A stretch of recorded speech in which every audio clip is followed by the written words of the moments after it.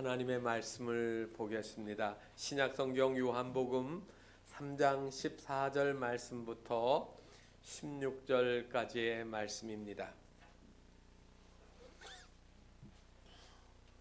요한복음 3장 14절 말씀부터 16절까지의 말씀 우리 함께 봉독하겠습니다. 모세가 광야에서 뱀을 든 것 같이 인자도 들려야 하리니 이는 그를 믿는 자마다 영생을 얻게 하려 하심이니라. 하나님이 세상을 이처럼 사랑하사 독생자를 주셨으니 이는 그를 믿는 자마다 멸망하지 않고 영생을 얻게 하려 하심이라. 아멘. 이제 우리 찬양팀이 그가 오신 이유 찬양을 들려주겠습니다.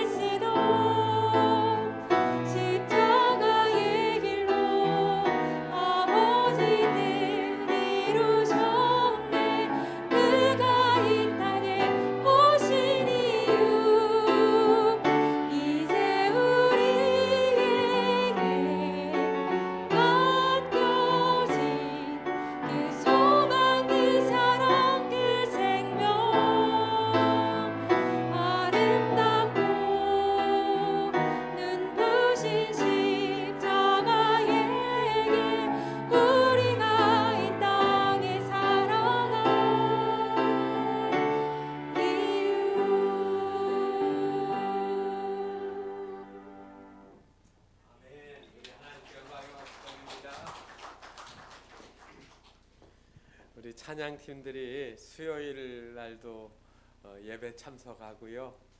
그리고 1시간 정도 또 연습합니다.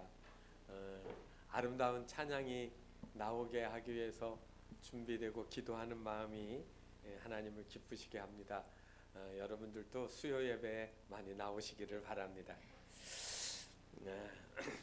1988년 겨울에 남쪽 바다에 살던 고래 2마리가 알래스카로 올라왔습니다.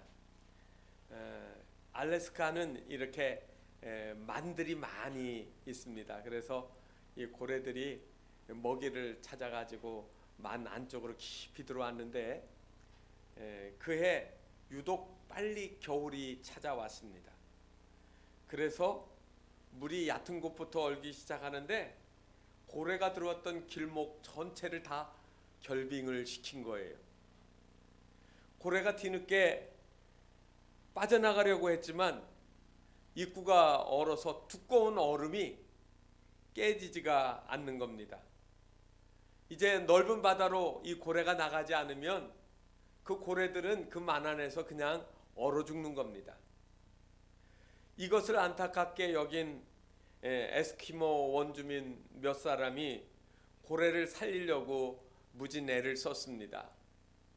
마을 주민들을 다 동원해서 이 얼음을 이렇게 구멍구멍 뚫어가지고 고래가 거기를 빠져나오도록 그렇게 만들려고 노력을 했는데 이 만이 거의 100kg가 돼가지고 도저히 그 작업이 불가능하게 되었습니다.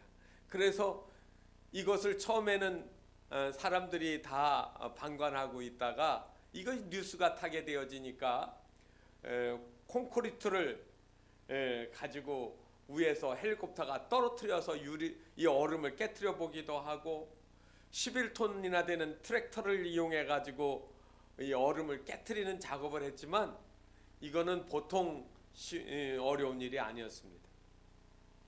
그래서 마지막으로는 이 미국하고 그 당시 적대국이었던 소련, 지금 러시아라고 하는데 러시아의 도움을 요청을 합니다. 그래서 이 20톤짜리 쇄빙선이 와가지고 3주 동안 그 얼음을 깨면서 들어와서 그 고래들을 살린 이야기가 있습니다. 고래는 이 깊은 만 안으로 들어왔다가 얼어 죽을 수밖에 없었는데 그것을 불쌍히 여겼던 많은 사람들이 노력을 하고 그래서 그 고래를 살려낼 수 있던 겁니다. 그래서 이것을 그대로 사실을 영화했는데 그것이 더 미러클이라고 하는 영화였습니다.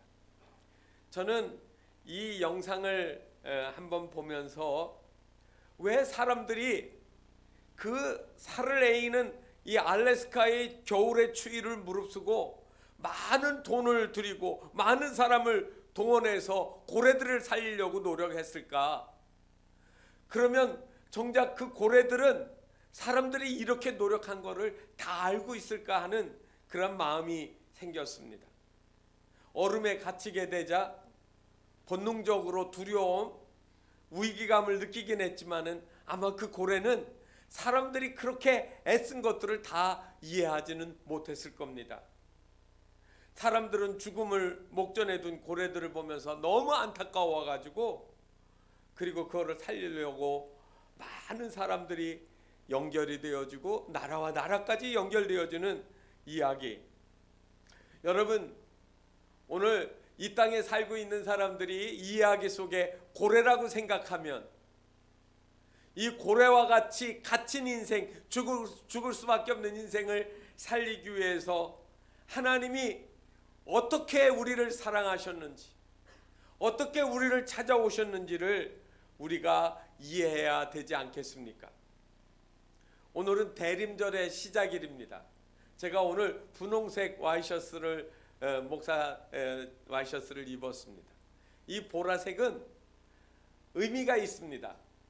이건 무엇을 의미하느냐면 참회를 의미하고 그리고 기다림을 상징하는 색입니다. 그래서 영어로는 애드번트라고 하지만 이 라틴어에서는 아벤투스라고 하는 이 말 속에 바로 오실 주님을 기다리는 참회와 그리고 반성 그리고 자기를 돌보는 그러한 의미가 있는 것처럼 나를 위해서 자기 자신을 아낌없이 내어주신 하나님의 아들을 우리가 다시 기다리면서 우리는 어떠한 삶을 살아야 될지도 아울러 생각해야 되지 않겠습니까? 오늘 우리가 읽은 말씀은 여러분들이 아는 이야기는 요한복음 3장 16절입니다. 복음 중에 복음이에요. 그 모든 사람이 압니다. 하나님이 세상을 이처럼 사랑하사 독생자를 주셨으니 이는 그를 믿는 자마다 멸망하지 않고 영생을 얻게 하려 하심이니라. 여러분 잘 아시잖아요. 그런데 바로 그 앞에 있는 이야기를 여러분 아십니까? 많은 이야기가 있지만 14절부터 15절에 왜 이처럼 사랑해서 우리를 찾아오셨는가에 대한 이야기를 그 앞에 작은 이야기를 통해서 하나 이야기하고 있습니다. 바로 구약성경 민수기 21장에 나오는 이야기입니다. 20장에 보면은 무리바 사건이 있습니다. 여러분 잘 아는 것처럼 광야 생활을 하면서 먹는 음식, 물 부족 이런 것들을 느끼면서 늘 원망하고 하나님에 대해서 감사하지 않았습니다. 그래서 하나님 이 백성이 물이 없어서 어떡합니까? 죽습니다. 그랬더니 반석을 가리켜서 명령을 해가지고 물이 나게 하라고 했습니다. 그런데 이 모세가 반석을 지팡이로 탁탁 내려치면서 혈기를 냈습니다. 하나님께 감사하지 않는 이 백성들아. 그런데 하나님은 그 모세를 향해서 내가 왜 혈기를 내고 하나님의 의를 드러내지 않는가를 책망을 하셨습니다. 그래서 너는 이 백성과 함께 가나안 땅에 못 들어간다. 이 백성을 인도하긴 하지만 들어가는 것은 너 말고 여호수아가 들어갈 것이라는 이 사실을 말씀하시는 거예요. 그러면서 광야 생활을 하게 되어지는데, 여러분 민수기 20장을 이렇게 보게 되어지면 광야 생활 40년 동안 방황하는 생활의 마지막 부분입니다.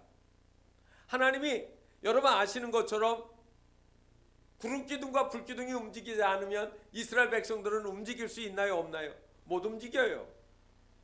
낮에는 너무 뜨겁고 밤에는 추워서 소리가 내릴 정도예요. 너무 추워서 우리가 같으면 요즘에 우리 기온은 아무것도 아니라고 생각하지만 이 더위에 익숙한 사람은 그 추위에는 또 견디기가 어려운 겁니다. 그래서 그들은 고집도 펴보고 자기 의지도 했지만 생각이 바뀐 거예요. 텐트 치라고 하면 텐트 치고, 구름기둥이나 불기둥이 움직이면 한밤중이라도 텐트 걷어가지고 따라가는 거예요. 하나님 왜 그렇게 하셨을까요? 자기 의지대로 살지 않고 하나님께 순종하는 것을 그 광야에서 가르쳐 주신 겁니다. 그런데 40년 거의 이제 마지막 즈음에 하나님이 움직이게 그 백성을 끌고 북쪽으로 가는 겁니다. 여러분, 그런데 북쪽으로 가려고 했는데 민수기 20장 14절 말씀에서 보면 이 이스라엘 백성들이 가려고 하는 그 경로에 누가 있느냐면, 지도를 놓고 보면 맨 아래에 에돔이 있고 그 다음에 모압이 있고 그 다음에 암몬이 있습니다. 이거를 쭉 통과해야 돼요. 성지 여행을 하게 되면 그 옛날에 대상이나 이러한 교역의 통로로 삼았던 큰 도로가 있습니다. 오늘 같은 고속도로는 아닌데 평평하게 잘 닦아져서 가기 쉬운 길이 있어요. 그거를 보고 뭐라고 하느냐면 왕의 대로, 영어로는 킹스 하이웨이라고 합니다. 그런데 그 길로 가려고 하면 반드시 거쳐야 되는 통로가 있어요. 에돔을 지나고 모압을 지나고 암몬을 지나가야 되는 겁니다. 그런데 첫 번째 그 길을 딱 가로막고 있는 에돔한테 모세가 얘기합니다. 우리가 지금 이제 하나님이 인도하신 대로 우리가 애굽에서 나와서 오랜 세월 짓눌려 살다가 이제 하나님의 인도하신 대로 지금 우리가 가려고 하니까 우리에게 길을 열어달라고 했습니다. 농사 짓는 밭이나 포도원을 밟고 가지 않고 우물도 함부로 마시지 않고 지나갈 때 이곳저곳 돌아다니지 않고 큰 길을 따라서 지나가겠다고 약속을 합니다. 그런데 에돔 왕이 뭐라고 하는지 아세요? 당신들은 우리나라를 가로질러 통과하지 못한다. 우리나라를 통과하면 그냥 두지 않을 거야. 나는 당신들과 싸울 거였다라고 수많은 군사를 이끌고 나오는 겁니다. 모세가 또 간청을 합니다. 우리는 큰 길로만 가고 아무런 피해도 주지 않겠습니다라고 하는데, 만약에 우리가 지나갈 때 우리 가축대가 당신 나라 우물에 물을 먹으면 물값까지 내겠다고 하는데도 불구하고 에돔의 왕이 거절을 합니다. 이전 같으면 싸울 법도 한데 모세에게 하나님이 주신 말씀이 있어요. 에돔하고는 싸우지 마라. 너와 형제다. 야곱과 에서는 형제잖아요. 싸울 수가 없어요. 하나님이 싸우지 말라고 그래요. 통과하지 말라고 하니까. 그래서 어떻게 되느냐면 지금 바로 가야 되는데 어떻게 가야 되냐면 더 아래로 이번엔 남쪽으로 가는 겁니다. 그래가지고 저 오른쪽으로 해가지고 위로 가는 거예요.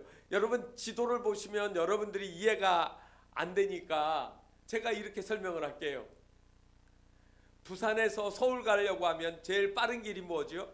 경부고속도로입니다. 거기에서 출발해서 대구를 거쳐가지고 대전 가까이 왔는데 대전 가까이에서 에돔왕이 딱 가로막고 못 가 하고 길을 막는 거예요. 길이 없어요. 어떻게 해요?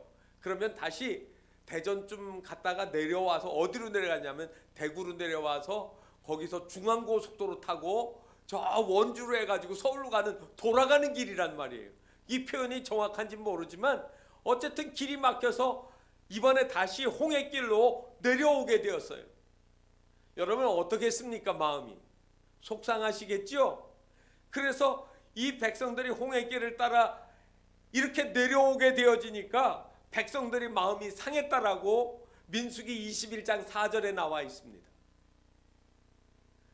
그래서 이 21장 4절을 현대어 성경으로 보니까 이렇게 번역을 해놨습니다.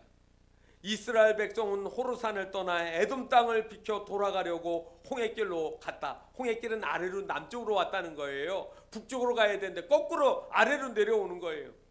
이렇게 길을 돌아가자 힘이 든 백성들은 분통을 터뜨리면서 이렇게 번역을 했습니다. 여러분 인생이 내 마음처럼 안 돼요. 하나님이 우리를 적과 꿀이 흐르는 가나안 땅으로 들어가게 하시려고 하면 좋은 길로 편안하게 좀 보내주시지 왜 남쪽으로 해가지고 그것도 더 어려운 산악길 불편한 길로 가게 하시느냐고 원망하고 있는 거예요. 그러다가 하나님을 향하여서 민수기 21장 5절에 보면 원망하고 우리를 이곳에서 죽게 한다고 물도 없고 음식도 하찮은 거라고 하나님께 대해서 감사하지 않는 겁니다. 그러자 하나님이 그 백성이 너무너무 불평하고 원망하니까 그때 뭐를 하시느냐면 불뱀을 보내신 거예요. 불뱀이 나왔습니다. 화를 폭발하는 이스라엘 향해 하나님이 불뱀을 보내신 거예요. 불뱀은 말 그대로 불붙은 뱀을 의미합니다.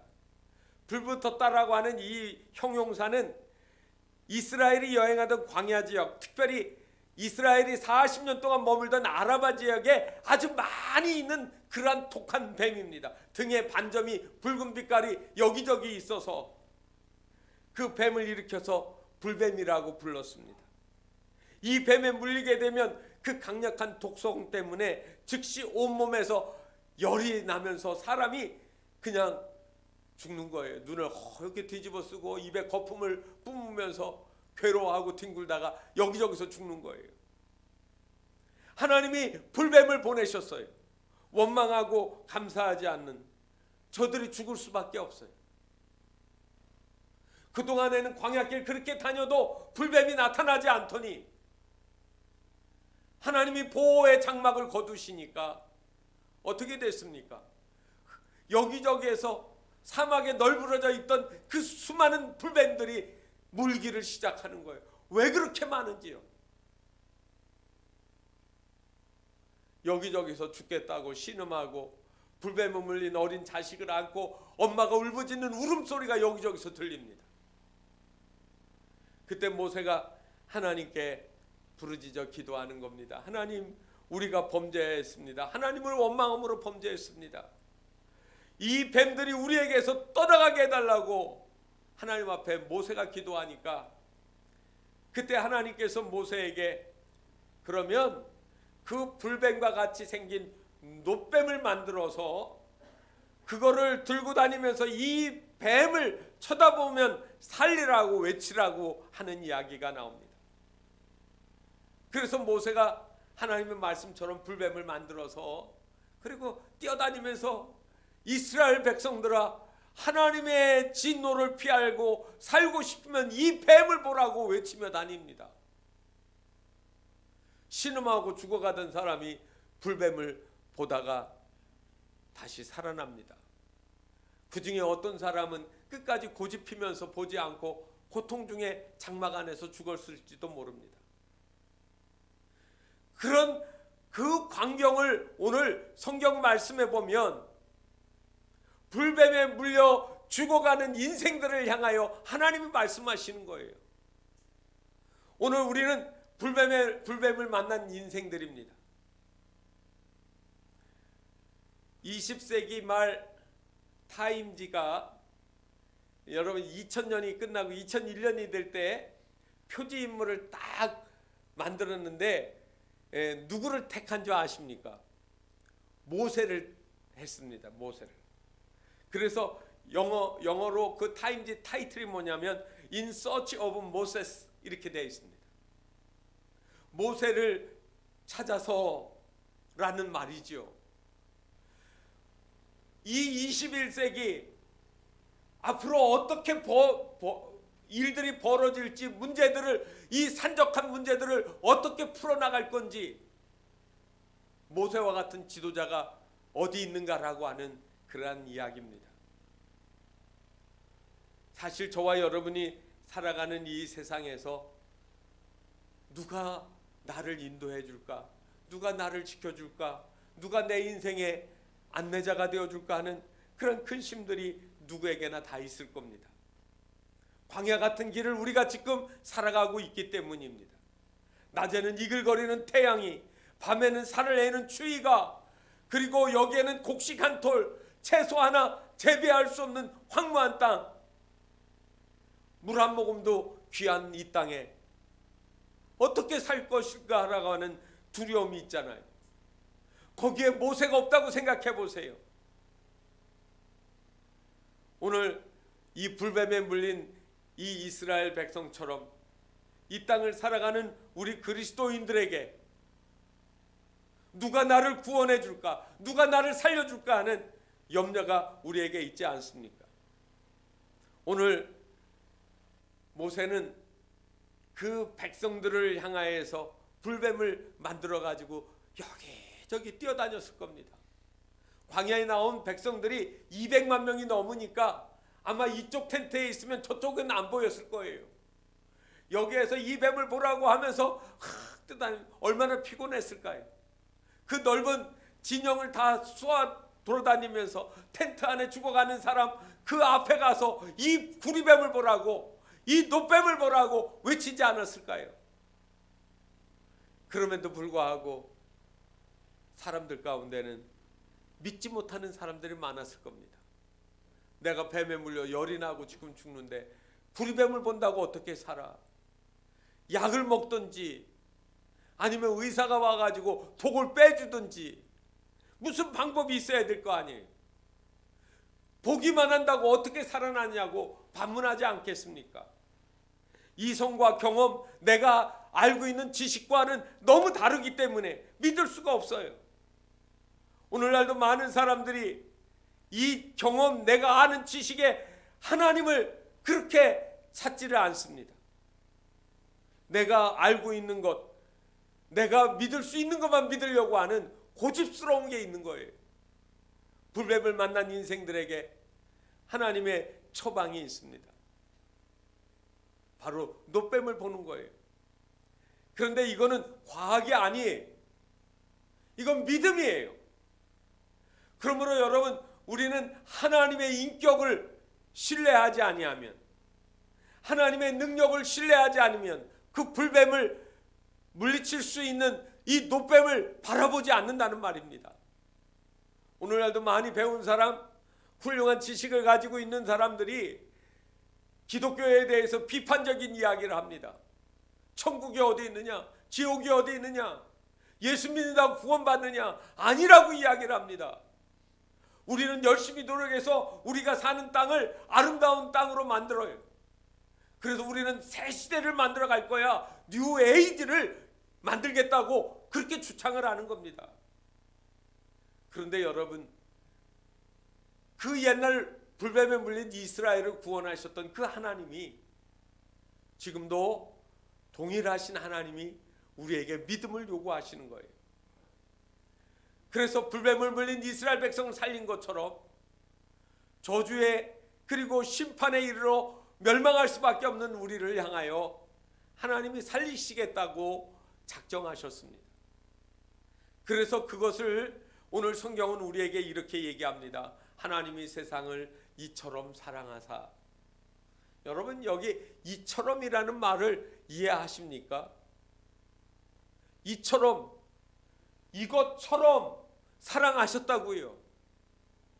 우리가 훌륭하고 우리가 착한 일 많이 하고 우리가 좋은 사람이어서 사랑한 것이 아니라 불뱀에 물린 이스라엘 백성들이 지독하게 불순종하는데도 불구하고 사랑하셨던 것처럼, 용서하셨던 것처럼 그렇게 사랑하신다는 말이에요. 어느 날 재상이 성지 예루살렘을 여행하다가 예수님의 그 자치에 대한 것을 다 듣고 예수 그리스도를 믿기로 영접을 하고 그리스도인이 되었습니다.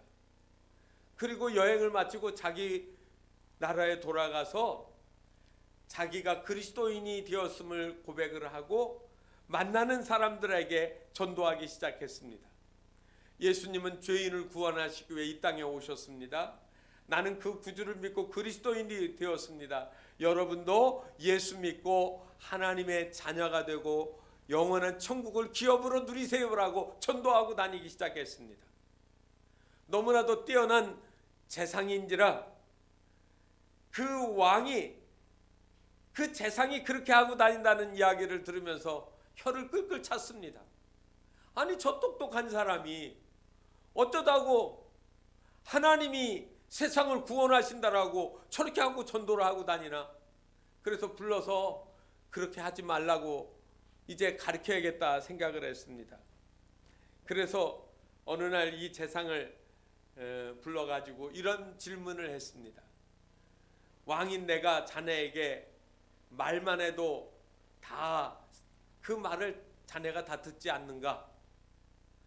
그렇다고 하면 자네가 말하고 있는 그 하나님이 온 우주의 왕이시고 온 세상의 왕이시라고 하면 그 왕은 말 한마디만 해가지고 명령만 해도 될 텐데 왜 그 왕이 사람의 몸으로 와서 고난을 당하고 죽어야 되겠는가?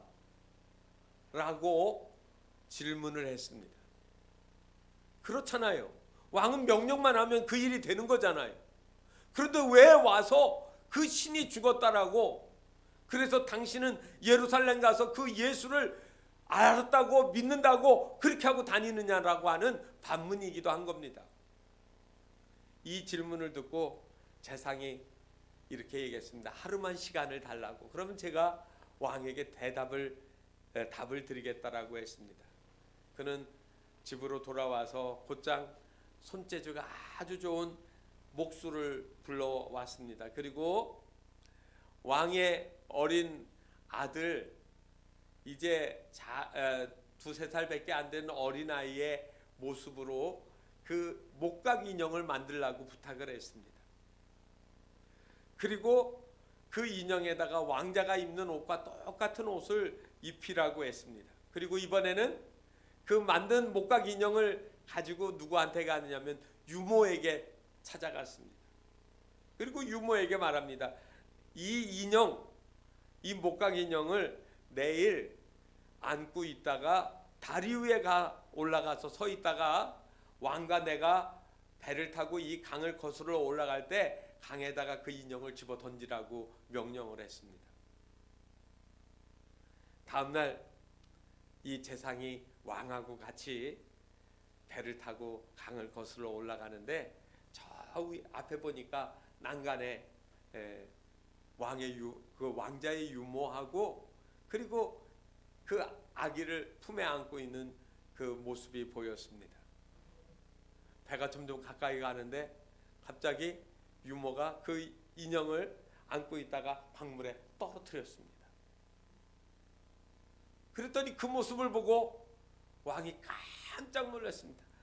갑자기 옷을 확 벗더니 뛰어들어가려고 합니다. 재상이 왕의 손을 붙잡고 진정하시라고, 왕은 명령만 하시면 된다고, 제가 뛰어들어갈까요? 말씀만 하세요. 그랬더니 필요 없어, 내가 들어갈 거야 라고 발버둥을 치는 겁니다. 그때 재상이 말합니다. 저건 왕자가 아닙니다. 인형입니다. 왕이 고개를 돌려 쳐다봤습니다. 자초지정을 차근차근 다 이야기했습니다. 예수님이 왜 이 세상에 오셨는지, 얼마나 사랑하셨기에 자기의 생명을 버려 우리를 구원해 주셨는지를 이야기를 했습니다.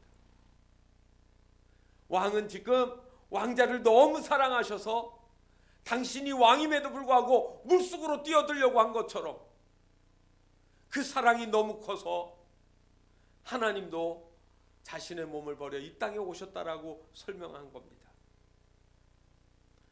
왕은 그 말을 다 듣고 고개를 끄덕이고 마침내 자기도 그리스도인이 되기로 작정을 했습니다.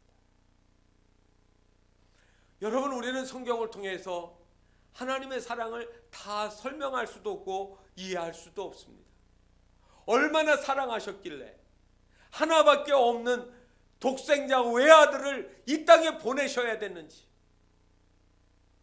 요한일서 3장 1절에 보면 보라, 아버지께서 어떠한 사랑을 우리에게 베푸사 하나님의 자녀라 일컬음을 받게 하셨는가, 이렇게 질문하고 있습니다. 어떠한 사랑을 우리에게 베풀어서 우리가 하나님의 자녀가 되었는가 말이에요. 여기 어떠한이란 말은 헬라어에서 포타포스라는 말이에요. 설명할 수 없는 이유를 대는 겁니다. 도저히 말로 설명할 수 없는 하나님의 사랑이 거기에 들어 있습니다. 고통 속에 절규하고 불뱀에 물려 죽어가는 것처럼 수고하고 무거운 짐지고 신음하고 아파하는 저들에게 주님이 찾아오시는 겁니다. 본래 하나님은 우리를 고통 중에 살도록 만드신 분이 아닙니다. 그럼에도 불구하고 사람들이 하나님을 떠났습니다.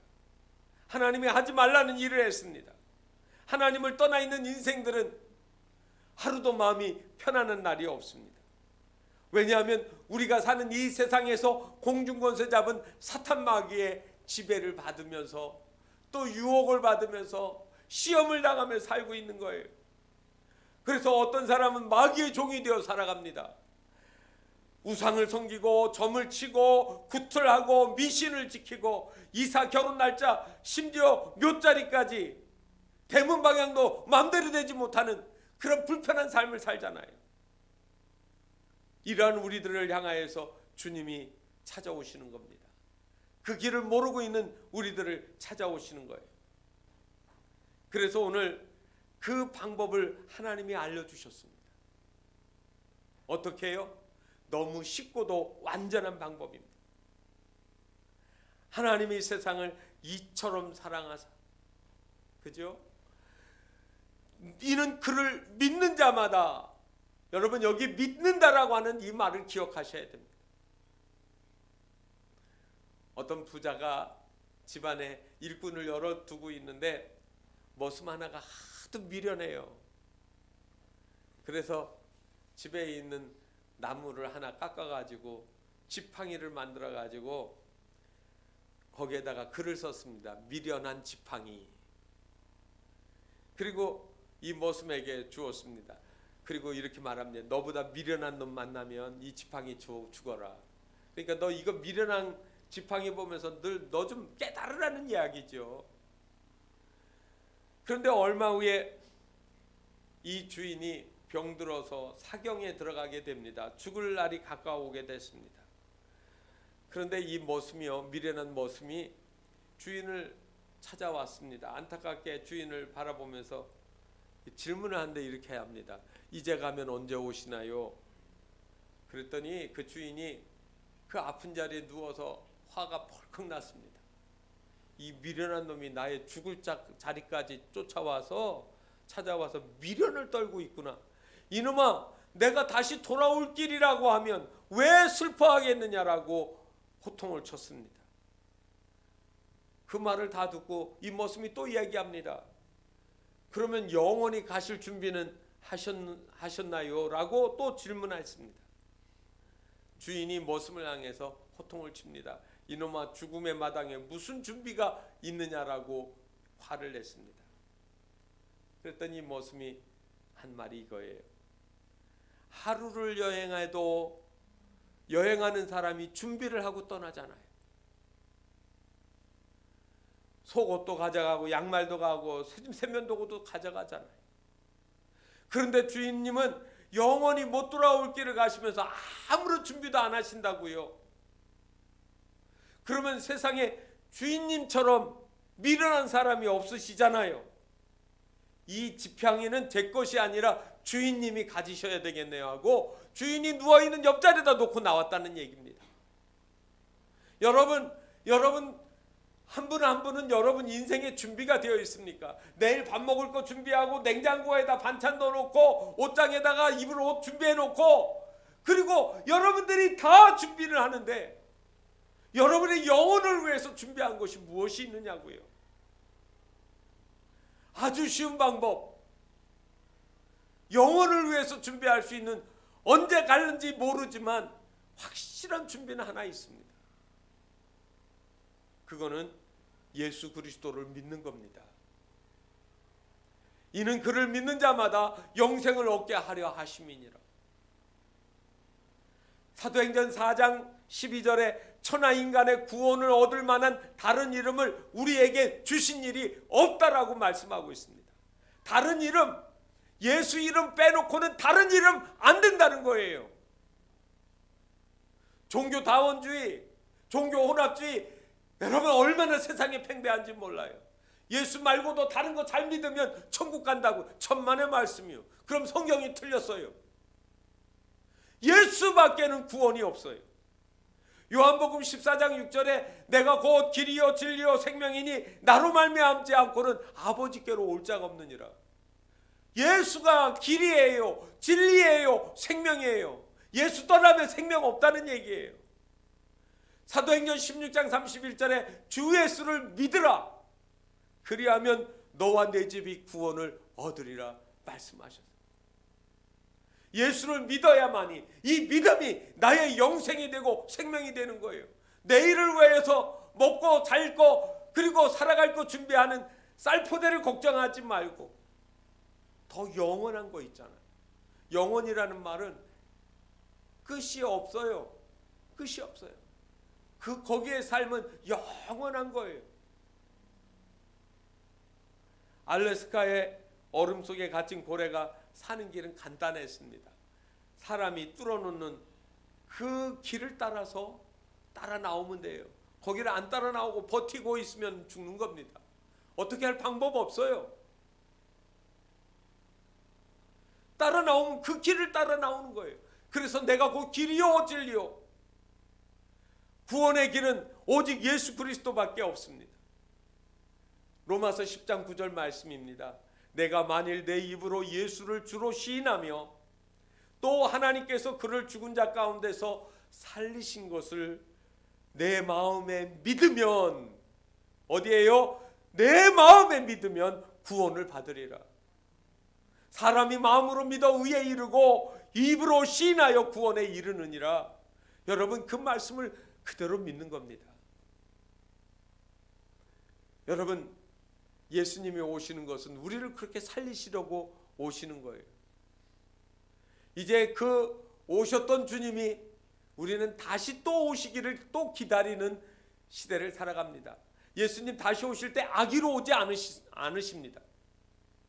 이 대강절이 시작하면서 나는 준비되어 있는지, 기다림은 있는 것인지, 예수님 오지 마세요가 아니라 예수님 속히 오셔서 내 인생, 내 영원한 삶이 준비되어진 그 나라에 들어갈 수 있게 해달라고 기도해야 되지 않겠습니까? 오늘 이처럼 사랑하사 그저 독생자를 보내주신 그 예수 그리스도를 만나고 기다리시는 우리 모든 그리스도인들의 삶이 되시기를 주님의 이름으로 축복합니다. 기도하겠습니다. 하나님 아버지, 하나님이 얼마나 우리를 사랑하셨는지, 불뱀에 물린 것처럼 여기저기 신음하고 고꾸라져 죽을 수밖에 없던 그 백성을 구원하신 것처럼, 높이 들었던 노뱀처럼 십자가에 높이 달려 죽으셨고 우리를 살리셨던 그 주님을 우리가 다시 바라봅니다. 주님, 우리를 구원하시옵소서. 우리를 살려 주시옵소서. 영원한 천국, 영원한 하나님의 나라가 믿는 자들의 소망이 되게 하여 주옵소서. 예수 그리스도의 이름으로 기도하옵나이다. 아멘.